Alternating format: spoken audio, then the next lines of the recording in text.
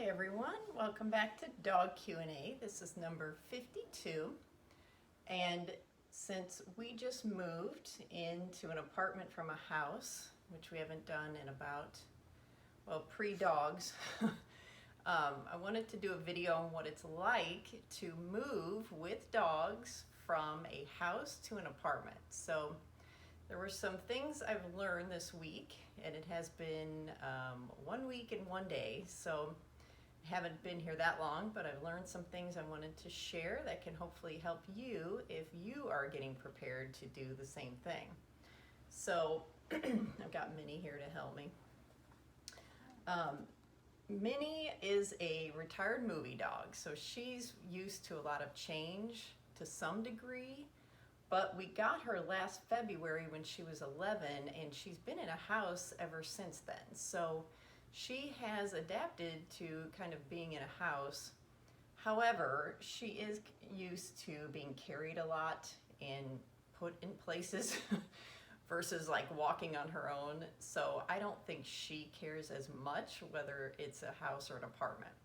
But Sammy, on the other hand, who's our 60-pound husky mix, he is, we got him when he was around a year old, and he's been in a house with us for the last 13 years.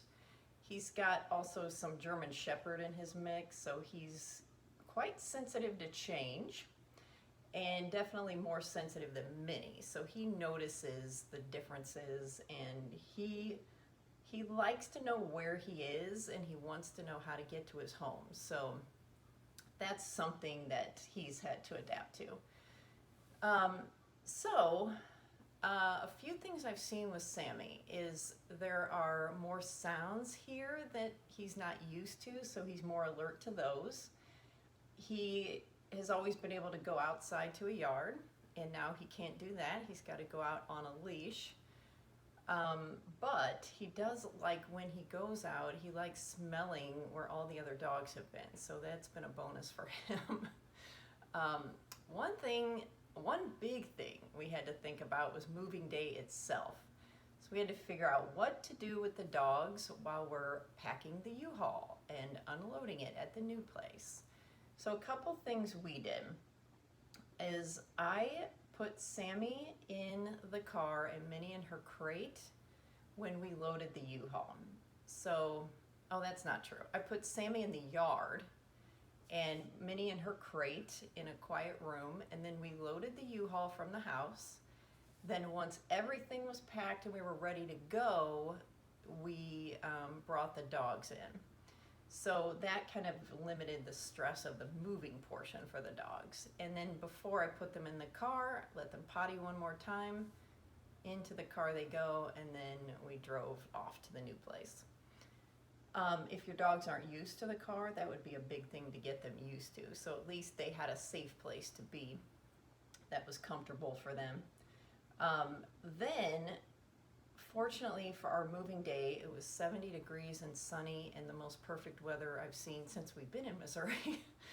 And so we were able to keep the dogs in the car. I put the windows down. I parked right in front of the complex where we were moving into and left them there. Sammy was in a seatbelt harness belted into the car, and Minnie was in her crate. I had to put a blanket over from the sun. But they were perfectly cool. There was a nice breeze, and they could watch everything we were doing but still be contained in a safe place. We could have the doors open to the apartment moving in, and they weren't going to run away or become stressed by all the packing and unpacking. So one thing when we were finished is once everything was loaded in, I brought Sammy out on a leash and then took him on a tour. I let him potty first outside and let him sniff around a little bit. Then I brought him in and let him sniff around the apartment. It's important to let your dogs potty before they come into the new place, because inevitably the stress may make them have to go. They may be panting more and drinking more and may have to potty more often. So it's just good to let them get that out of the way and then come into the new place, because there may be smells there they want to cover with their own smell. So you don't want them to be able to do that.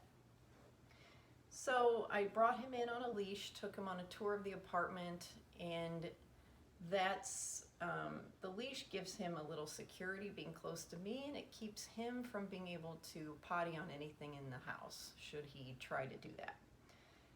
And then once he had seen the new place and kind of sniffed out each room that he wanted to, then I brought Minnie out and I took her out to potty on a leash as well, then brought her in, and I think I had someone just kind of watch her, or I put her back in her crate so she was contained, or in a little pen. So Minnie was contained nonetheless. So that's kind of key, is to give your dogs a small place to start with so they can acclimate slowly and not become overwhelmed. Now, fortunately for us, we had the option of my husband being home for the first week, so he was able to watch the dogs and kind of stay with them so they could relax into the new routine, and we could establish a routine. So he worked from home, and then I went to work Monday through Thursday, and then on Friday he went to his office, and I stayed home with the dogs and kind of unpacked. So that week, which was this past week, we were able to get them acclimated to the new routine and establish that. One thing that's helpful is that towards the end of the week, my husband would go out for brief periods, maybe 5-10 minutes, just walking outside the apartment and just listening for how the dogs did to see if they made any noise. And the good thing that we have for our dogs is a leaving routine, so we're able to leave them and they don't panic about that. And one of the things we do is we keep the leaving and the returning low key. So we give them a chewy, a dental chew, and then we walk away without making a big deal out of it. We don't give them a cue word that we're leaving, we just walk away. And then when we come home, we just make it no big deal. We greet them, but not overly so. So once they get their dental chews, they're totally fine. So that helped. And he was able to leave for 5-10 minutes. They didn't do anything. He came back, they were calm. So that was a good sign. So what we may do for this weekend, when we're going to try a longer leaving, is we're going to turn on a camera, and we may just do a Zoom meeting with them while we go, so we could see what they're actually doing after maybe 20-30 minutes or an hour or something like that. I suspect they're going to be sleeping, which they've been doing a lot more once they're settling in, so but we'll see. Now, one thing that has helped Sammy with the sounds, the new sounds here that he's hearing, is that we keep fans on in the front of the apartment and in the back. So we have a fan in each, and it's turned on high, and it's been on from the minute we got here. And that's helped kind of drown out the outside new sounds that he's been hearing. And it's a fairly quiet place. So when there is a sound, it kind of gets his attention. But the fans do help drown that out, and it's kind of a soothing thing with the white noise as well. Another thing that I've had to adapt to with the dogs is taking them out on a leash multiple times a day instead of just opening the door and letting them go to the yard. So I take them out first thing in the morning when I get up. That's around 6 a.m. and then I do one at a time. So I'll take Sammy out first and let him potty, bring him in, then take Minnie out on her leash, and occasionally I'll take them out together just for that first morning potty and then bring them back in. Then I will feed them and take them out an hour later around 7 a.m. and same thing. That's when I will put Minnie in her crate and then take Sammy out for his short walk. He's 14 now, so he can't go very far, but at least give him a chance to sniff and potty. And then I'll bring him back and take Minnie out and do the same thing. And then they'll go out again around 11 or 12, and then they go out again around 4. And usually we feed them around 4 or 5, so I'll take them out right before that and then bring them in to eat. And then the last time they go out is in the evening before bed. So that's usually 8 o'clock. That's not when we go to bed, but that's when they want to go to bed. So we'll put them, let them go out to potty one more time.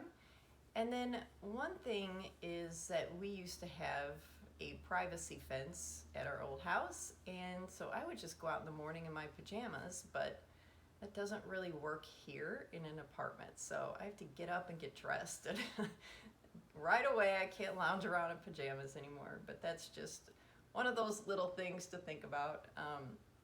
Another thing I noticed this week is the amount of poop bags I'm using is a lot more. So I used to only use them on walks, and now they're used all the time because every time the dogs go out, they do something that I have to pick up. So that is something to consider.